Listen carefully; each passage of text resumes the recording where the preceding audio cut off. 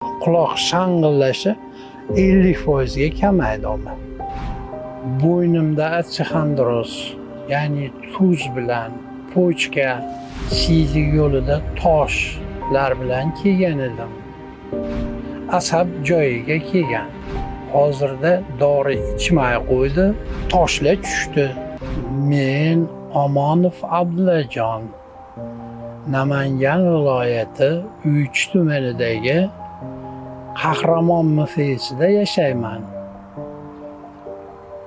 Bo'ynimda osteoxondroz, ya'ni tuz bilan pochka siydik yo'lida toshlar bilan kelgan edim. Surtadigan dorisidan olib surtib 25 kun deganda keldim. Yana takroran ko'rikdan o'tdim. Asab joyiga kelgan. Ovqatlanish, ich surilishlari yo'q, ovqatlanish yaxshi. Ich kelishi yaxshi.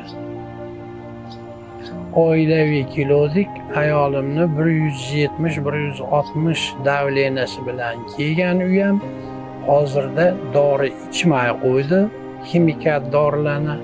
Buni ham mana hozir davleniyasi joyida. 120 ga 80 holatda turibdi hozir. Ishtahasi yaxshi. Toshlar tushdi. Tosh 2 marta tosh tushdi. Endi pochkadagi boshqada yaxshi-da. Juda chiroyli, o'zgarish zo'r. Quloq shang'illashi 50% ga kamaydi. 50% ga ilgari uyqudan turgandan keyin shang qilib turardi. Yo'q, 50% ga kamaydi. Bu yaqin 1 soat, 1,5 soat davom etardi. Hozir shu uzog'i yarim soatda to'xtayapti. Kimgaki yashashni xohlasa, yaxshi yurishni xohlasa, kasallarsiz yuraman degan odam kelsa, oddiy doktor Ali choyidan ichib maza qilsin. Barcha kasallariga shifo bu.